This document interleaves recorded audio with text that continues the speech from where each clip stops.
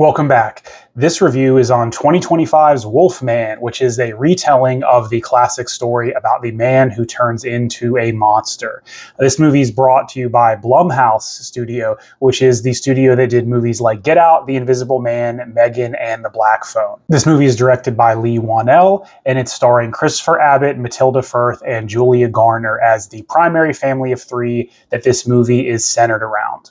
This movie starts out set 30 years in the past, and we see the main character, Blake, is a child, and his father is taking him out on a hunting trip in the Oregon wilderness. And he's trying to teach him the dangers of survival, how to survive, what to eat, not to eat, and basically how to hunt and fend for himself in the wilderness. This is giving you some key backstory because it's kind of setting the tone for how this movie is centered around Christopher Abbott's Blake in the future, where he is now a dad, 40-something, and he has a little girl. And they are living in the city. He had his fill of the countryside in his childhood, and he's been estranged from his father. We don't really know why, but it's quickly alluded to that his father has in some way disappeared. And he's been missing for so long that he is officially declared dead. And that is why when the characters get the notice, their marriage is not really doing great, and he is going to move back to visit the house and maybe see if he's going to sell the property. Once the family is there trying to find his childhood home, they are very quickly attacked by a mysterious human-looking animalistic figure in the woods. This is, we come to find out, the titular Wolfman. And there's something going on in this forest. The movie opens up with this Native American parable that talks about this sickness that they called like the wolf-faced illness, or that face of the wolf. And it's something that was afflicting people who lived here centuries ago, and possibly may still be affecting people if they get attacked by one of these creatures. That's what the plot of the movie is about. And then the family is holed up inside. They're trying to fend for themselves, escape, and ultimately try to fight this character. But very early on, we see that the husband is scratched or bitten by the wolf, and he is starting to change. Very easily kind of piece together what's happening and what's going to happen with this movie, but I will say I think they handled the realism piece a lot better. I think it's very easy to make a movie like this really cheesy. How are you going to make a Wolfman movie in 2025? I think they went for a more subtle, realistic approach, which in some ways helped, but in other ways, I think it honestly hindered this movie overall. And while I think it's cool to see his transformation, and you see that he's getting better senses and he loses the ability to communicate and understand his family,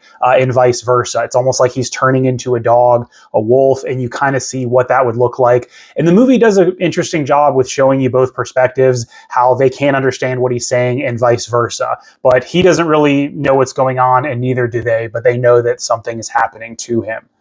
Ultimately, when you see Wolfman become his full monster self, it's just not really that interesting. I think with an R-rated horror flick like this, you want to see something more vicious. You want to see something more intimidating and scary.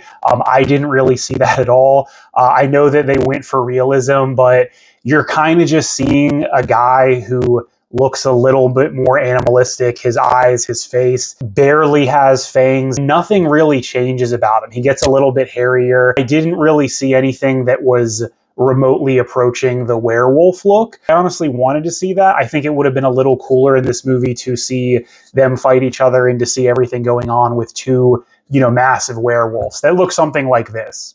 I think that would have been better. I think the cost of what they did trying to do something more subtle, I don't think that worked that good. Obviously, this movie was very much written to be centered around the father and the daughter and their relationship. Really, this dad does not want to be a repeat of what his father was like for his little girl. He doesn't want to repeat his traumatic childhood for her, and he's trying to be much more sensitive, but he's still trying to be there for her and say, hey, my job is to keep you safe.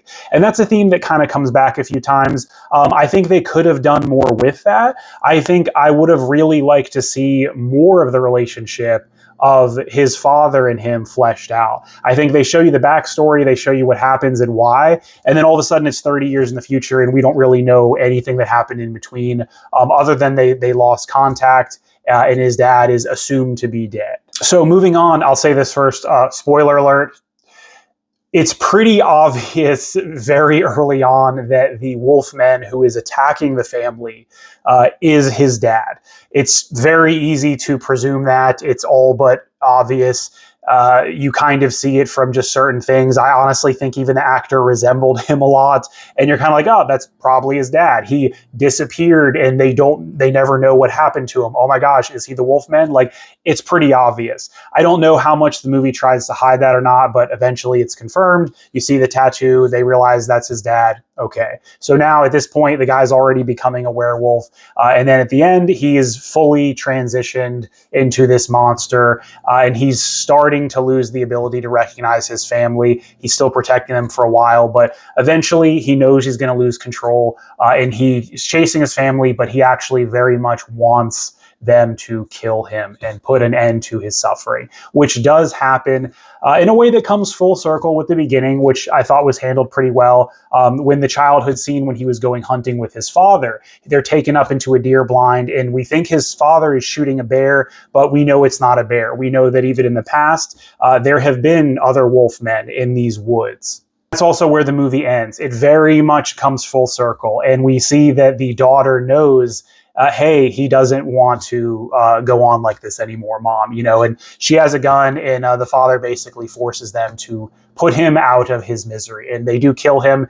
And then again, the movie has an echoed shot to the beginning, which was nice, and it now shows the mother and the little girl on the same Oregon countryside overlooking the beautiful view of the mountains and the valley, which is just how the movie starts. So I thought that was kind of cool. I thought this movie was okay. It's not great. I think it's pretty average, maybe a little bit below. If you are a horror fan, if you like the original Wolfman movies and you like stuff like that, creature features, it's worth seeing. We saw it on National Popcorn Day, so that was kind of cool. Got to go in there and get a ton of popcorn for $5, and it was a good time. I kind of knew what I was getting into. Wasn't really expecting to be blown away by this movie. I think there's some parts that worked, but overall it was a little lacking. I would have liked to see them make the monsters way more intense. I think they tried to do some stuff with violence and a little bit of blood and gore, but the monsters weren't scary. There was nothing really that wolf-like or that intense about it. I would have liked to see more fighting and a little bit more of the backstory, some of the characters fleshed out. That's going to do it for this review. Did you see Wolfman? What did you think?